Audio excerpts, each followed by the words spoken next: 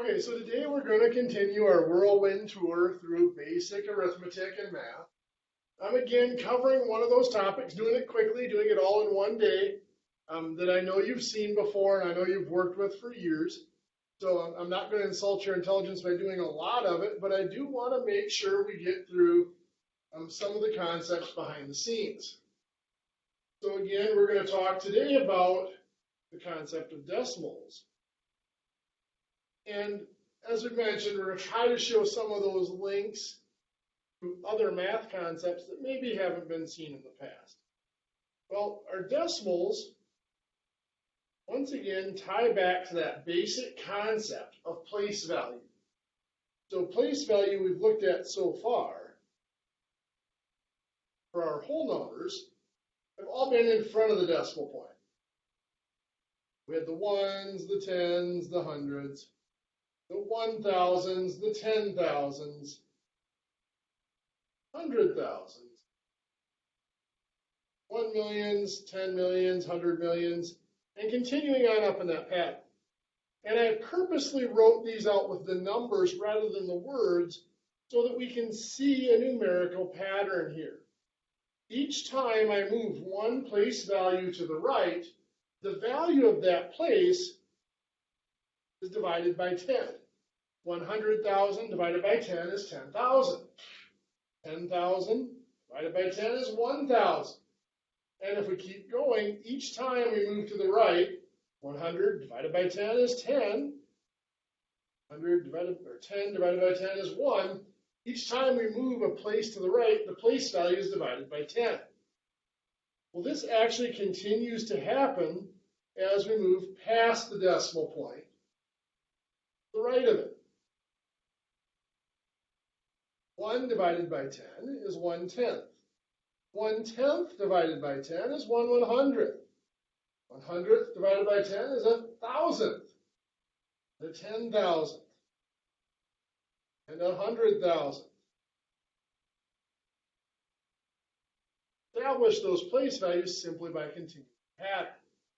And as we look at those place values, you might be thinking, well, those look suspiciously like fractions, because they are. A decimal is actually nothing more than a short way, an abbreviated way of writing fractions with certain standard denominators. For our numbering system, that standard denominator is powers of 10. 10, 100, 1,000, on up. So if I have a decimal like 0.35, that is literally the fraction, just an abbreviated way of writing the fraction. 35, that last digit's in the hundreds place, the hundreds. And it's that simple to convert a decimal into a fraction, simply looking at the place value of that last digit. Now, of course, as a fraction, we would not leave that as 35 over 100. Both 35 and 100 can be divided by 5. 35 divided by 5 is 7. 100 divided by 5 is 20. Give us the fraction of 7/20ths. Now, we might have a fraction like, a decimal like 8.0625. Convert that into a fraction. You notice there's a portion in front of the decimal point.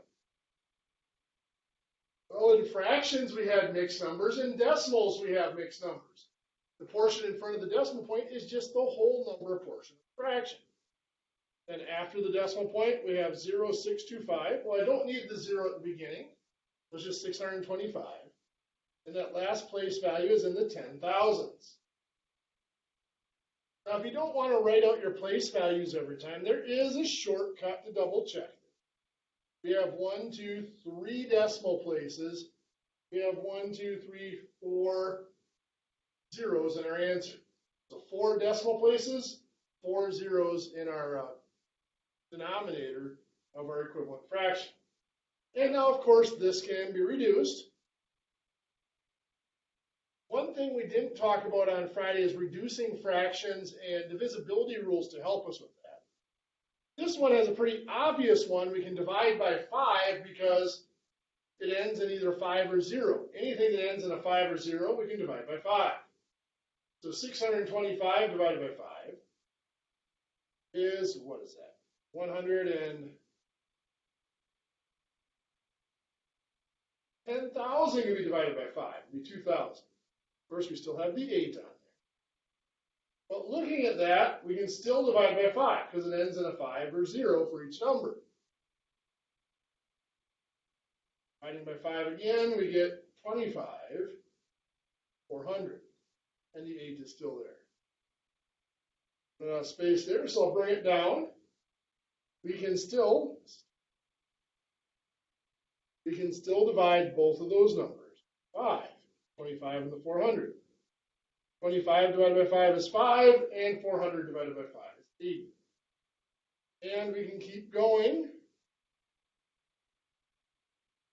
Both 5 and 80 divide by 5, giving us 1/16.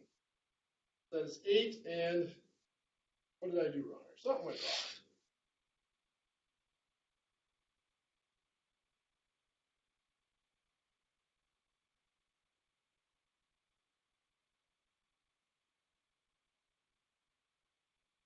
It actually did come out. I'm sorry.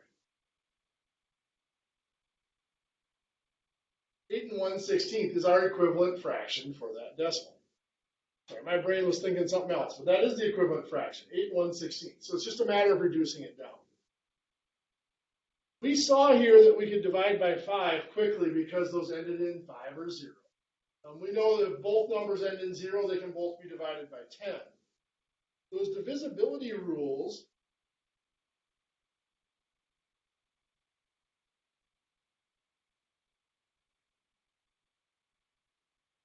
help us to reduce our fractions because it allows us to quickly tell what we can reduce both numbers by.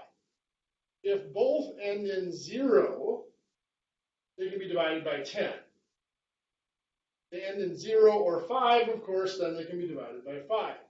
Those are usually the first two that I look for. Next, then I look for 2's. If they end in 0, 2, 4, 6, or 8. In other words, if the last digit is even, you can divide by 2. The one that's a little trickier that most people don't realize is how to tell if something's divisible by 3. That goes off of the sum of the digits.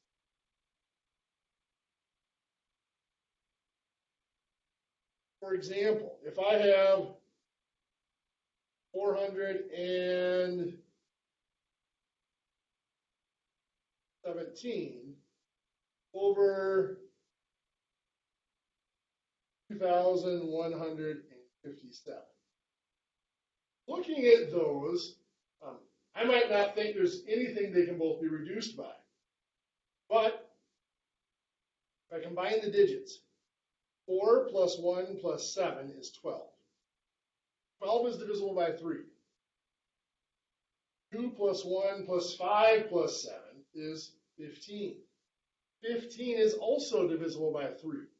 That is telling me that both of those numbers can be reduced by 3. So when reducing those fractions, that's a handy little tool to have. 417 divided by 3 is what? 139. 2,157 divided by 3 is 718, it looks like. So there we have reduced that. Do not believe that can be reduced further. Okay, so anyway, back to our decimals. Not going to spend a lot of time on basic calculations here. Just going to show you an example or so of each. We know from our whole numbers that when we add or subtract,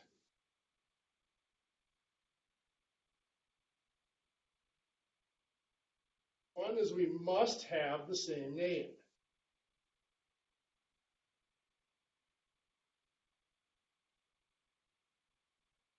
So for our decimals, what that comes down to is lining up the decimal points. That's just making sure that the place values are lined up, so we're combining digits with the same place value. Next, we're going to combine the counts. which we do with pretty much every operation. And finally, we're going to keep the same name.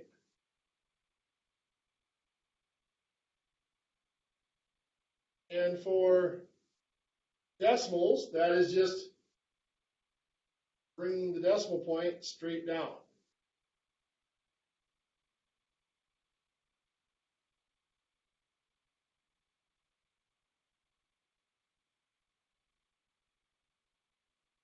Do just a couple examples. So for addition, at 42.37 plus 9.863. When I go to set this up, write my first number out, but we have to remember the decimal points have to line up. There are two ways we can line that up. I can put in the decimal point and work away from it, or I can just make sure that both numbers have the same number of decimal places. 1, 2, 3 here, so I have to have 1, 2, add a 0 to make 3 decimal places there. So 9.863, and this is the 0 we filled in. Now, if we just lined up the decimal point and filled in the numbers and didn't put in this 0, we still should put in the 0 down here just to fill in that place before we calculate. And then, of course, we add the digits. We kind of somewhat ignore the decimal point as we work. 0 plus 3 is 3. 7 plus 6 is 13. Just like whole numbers, we keep the 3, carry the 1. 1, 3, and 8 is 12. So again, we keep the 2, carry the 1. Notice the decimal point did not affect our carrying at all. Then we bring the decimal point straight down. That's to make sure we keep the same name. These tenths have to stay tenths. 1, 2, and 9 is 12, so it's 2, carry the 1, and 5. 52.233. Subtracting, pretty much the same. We might have 38.64 minus 9.782. And again, either we fill in the 0 to make sure they have the same number of decimal places now, or we do it later. I just line up my decimal point like this. I still have to come back and put in the 0 here before I calculate. And now, of course, I'm going to calculate with borrowing just like I would with whole numbers. So the 0 minus 2 can't be done. Borrow from the 4, make that a 3. This is now a 10. 10 minus 2 is 8.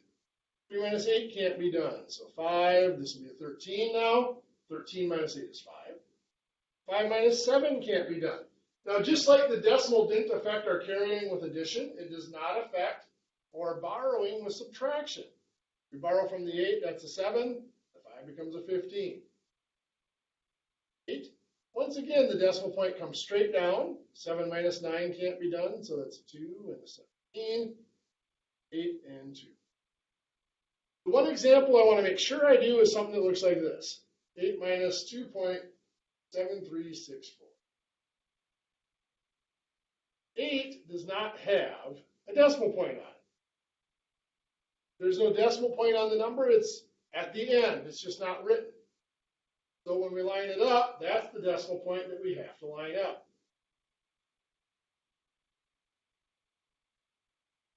Now, of course, there's a lot of digits that are missing here, so we have to fill in those 4 decimal places so that both numbers have the same amount of decimal places. And then we subtract. But what we run into here is 0 minus 4 can't be done. We have to borrow. But there's nothing here to borrow from. So we keep going. We have to go all the way over to 8 to get something to borrow from. And we borrow. That's 7. This will be a 10. And we need to get it all the way over here, so we have to keep borrowing. 10, borrow again, 10, 9, and 10. Some of you may have been taught a shortcut where you borrow and just go 9, 9, 9, 10 until you get to the end. Really, it's repeated borrowing, but the result is the same. Now we can subtract. 10 minus 4 is 6. 9 minus 6 is 3. 9 minus 3 is 6. 9 minus 7 is 2. Bring down the decimal point, and 7 minus 2. Again, I'm not going to dwell on those examples.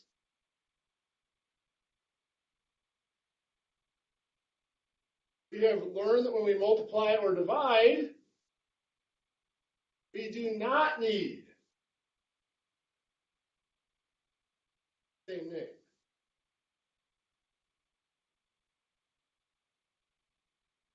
That comes down to is we don't have to line up the decimal point. Always, we're going to combine the counts. But when we multiply or divide, we're going to also multiply the names. Combine the names, I should say, not just multiply.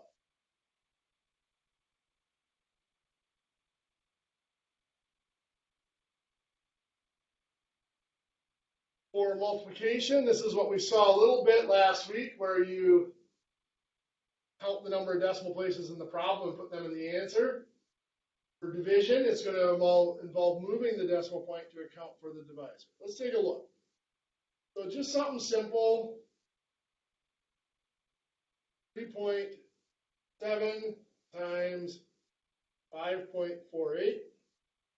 Whenever we set up a multiplication, we try to set it up so that the top number has the most digits. So we'll put the 5.48 on top, 0.7 on bottom. And again, notice I'm not worrying about lining up the decimal point. So we'll go ahead and multiply. 7 times 8 is 56, so that's 6, carry the 5. 7 times 4 is 28, plus the 5 is 33, so 3, carry the 3. 7 times 5 is 35, plus the 3 is 8, so 8, carry the 3 over to the next spot. Now I'm going to move over to the next digit, so I'll put a 0 down here. Other thing I'm going to do is I'm going to put a line up here. The reason I do that, I have different colors here, but if you're working with pencil or pen, you won't have that. This tells me that everything below the line is bold carry, and so I'll make sure I don't use it again. Now we have 3 times 8 is 24, so that's 4, carry the 2. 2 times 4 is 12, plus 2 is 14, so 4, carry the 1. And 3 times 5 is 15, plus 1 is 16, so 6, carry the 1. And then we will add those together. We've got 6, 7, 12, so 2 carry the 1, 10, so 0 carry the 1, and 2. We totally ignored the decimal points in this process so far. But now we have to locate the decimal point in our answer. And of course, what we've been taught is you count 1, 2, 3 decimal places in the problem. You start at the end of your result, you count backwards. 1, 2, 3 decimal places in your go there. All we're doing is combining the names. Hundredths times tenths makes thousandths. But there's actually a simpler way to even look at this. If I do a little quick estimate, like we did last week, 5.48, well, that's about 5. 3.7, that's about 4. 5 times 4 is 20. I would expect my answer here to be near 20. 20.276 is the only answer that makes sense. If I put my decimal point in a different spot, 2.0276, that doesn't make sense. Or 202.76 does not make sense. One's way too small, one's way too large. So doing that estimate can also help us make sure we've located that decimal point. Now, just like with whole numbers, division is the one operation that has been twisted and abbreviated beyond recognition. Well, today I'm not going to force us to go back and see the original version of division. If I have something like 75.68 divided by 3.2, let's say I want it to nearest thousandth.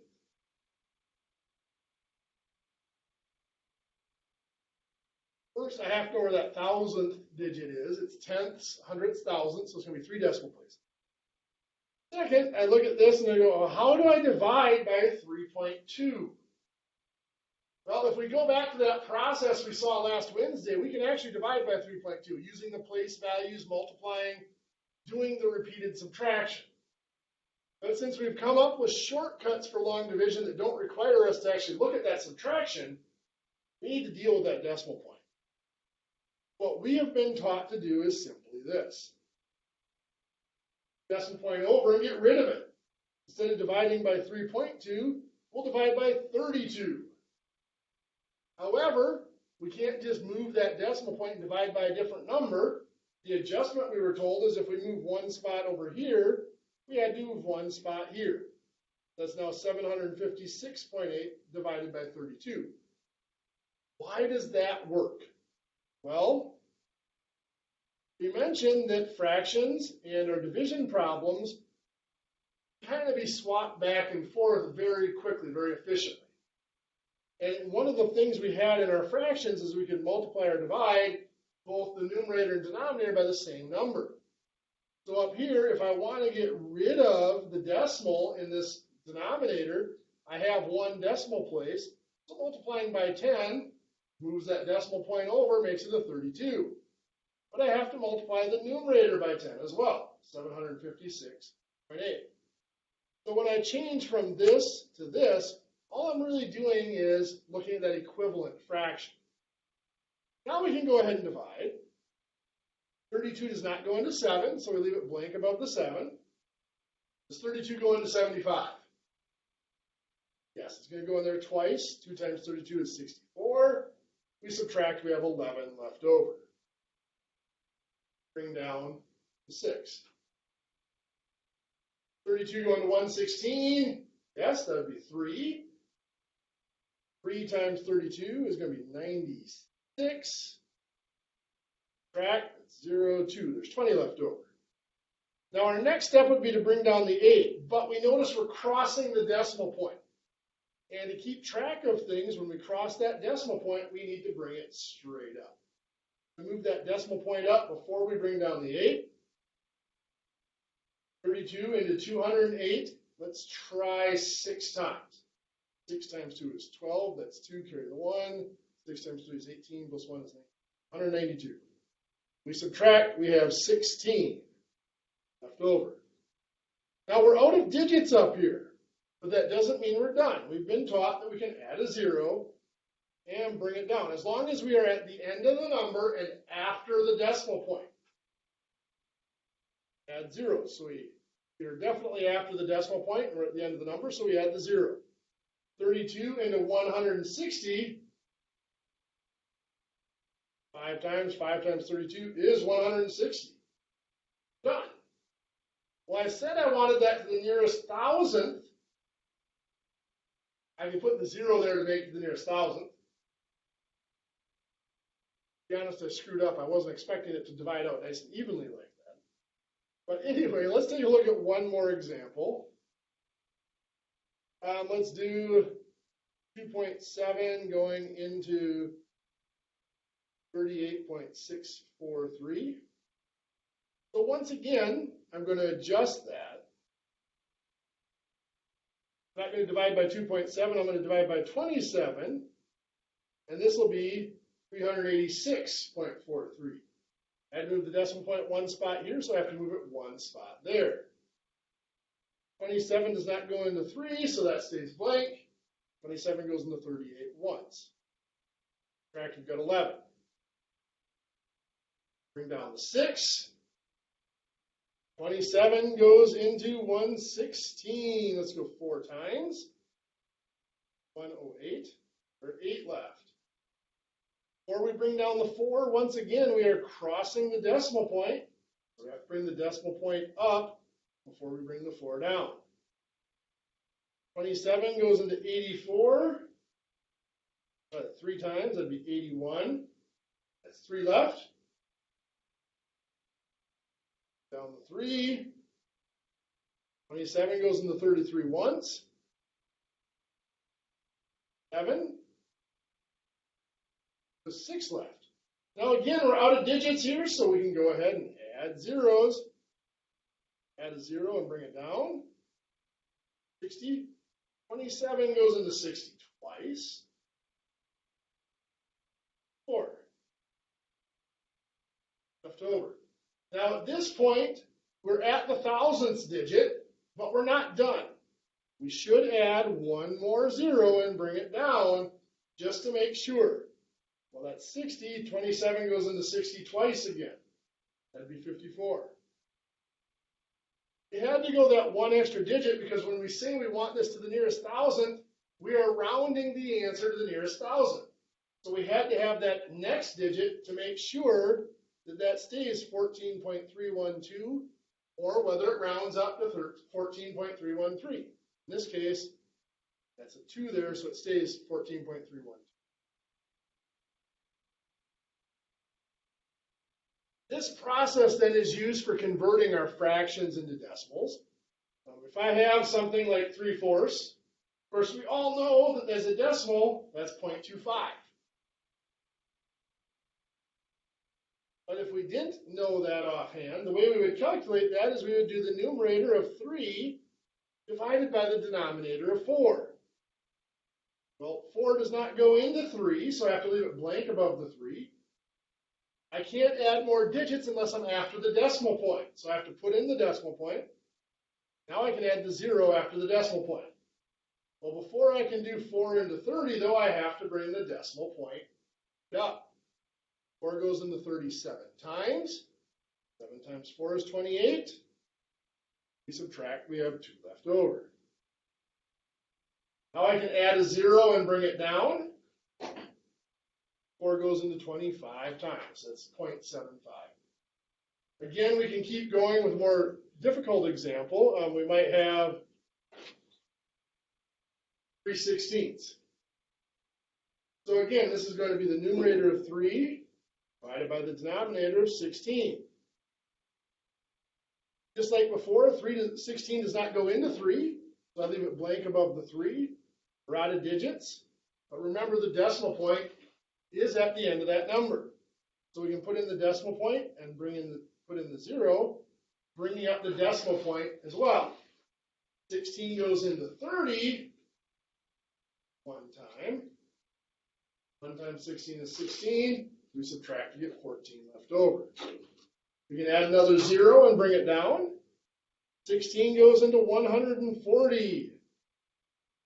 8 times. 8 times 16, 128.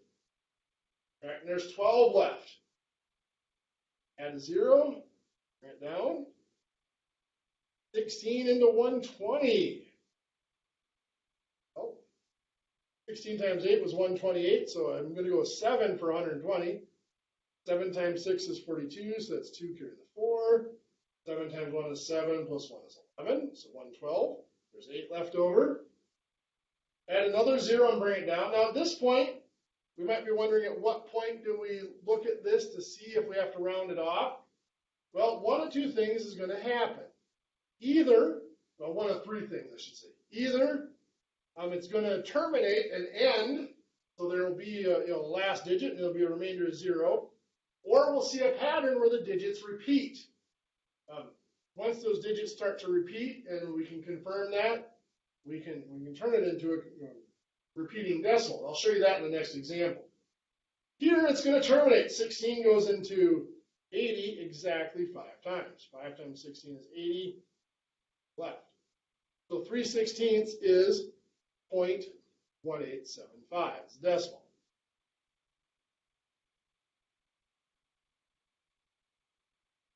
We might have something like 4/7. I want to change that into a decimal. It's going to be that numerator of 4 divided by the denominator of 7. Once again, 7 doesn't go into 4, so I add the decimal point, bring the decimal point up, and then add the 0 to the decimal point.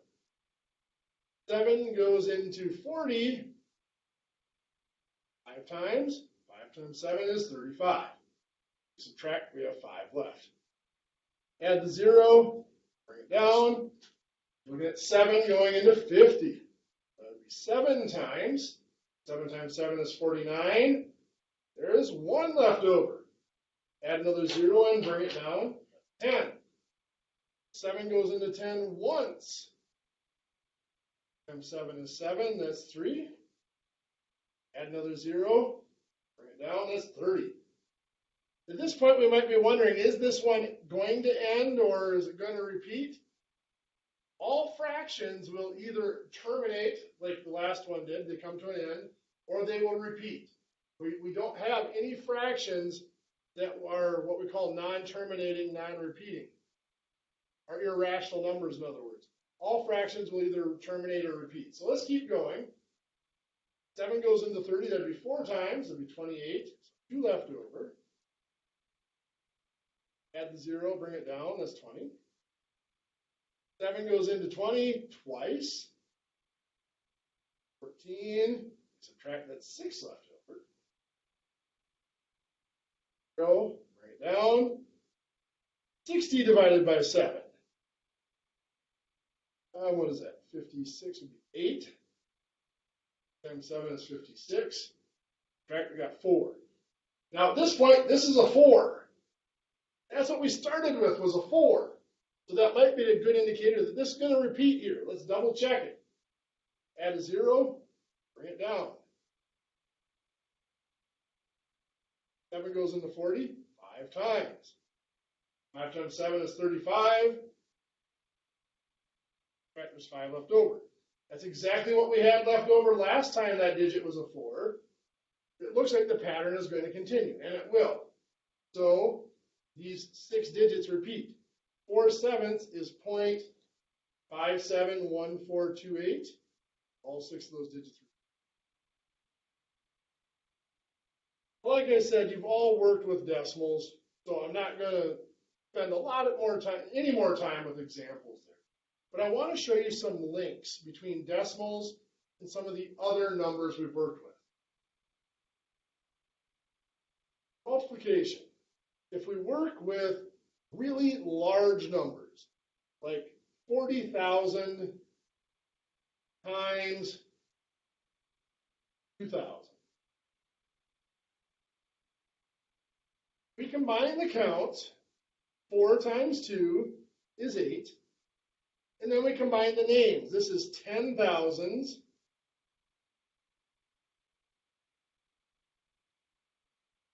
This is 1,000s.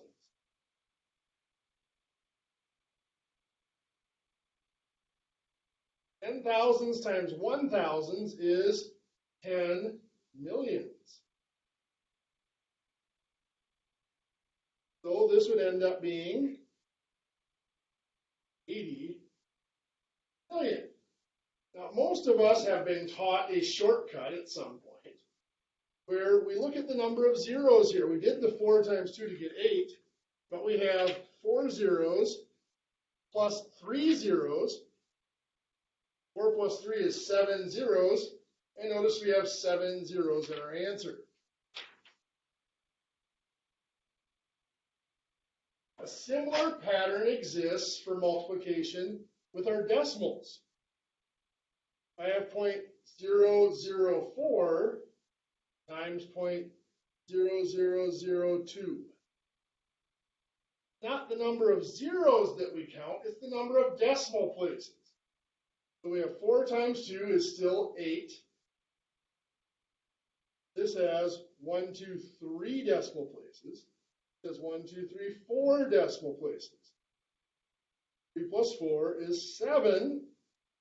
We have 1, 2, 3, 4, 5, 6, 7 decimal places. 0.0000008. So multiplication, we can combine the place values up here by counting the zeros, down here by counting the decimal places. When we divide,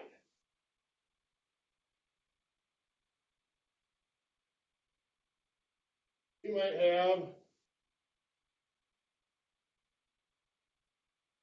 80,000 divided by 400.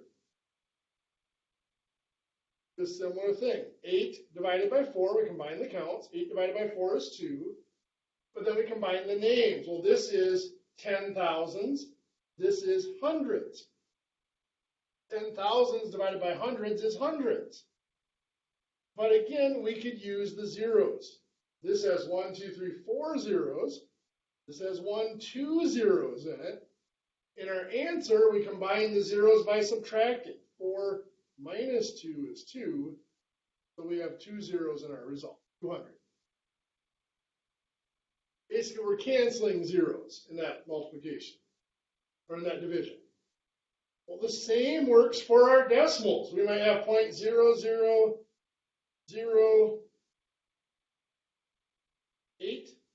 divided by 0.002. Type of thing. 8 divided by 2 is just 4. We combine the counts. But then to figure out our decimal placement, 1, 2, 3, 4 decimal places here, 1, 2, 3 here, and we subtract. 4 minus 3 is 1, telling us we only need one decimal place in our answer. So that answer is just 0.4. So there's another spot the pattern continues. Here we're subtracting the zeros or canceling zeros. Here we're subtracting the number of decimal places or canceling the number of decimal places. These patterns will hopefully work out well for us over time to help us remember the links between different forms of numbers.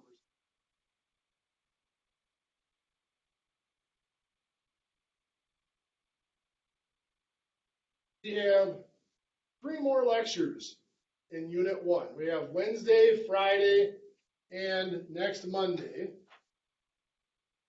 Remember, next Wednesday, February 2nd, will be Test 1.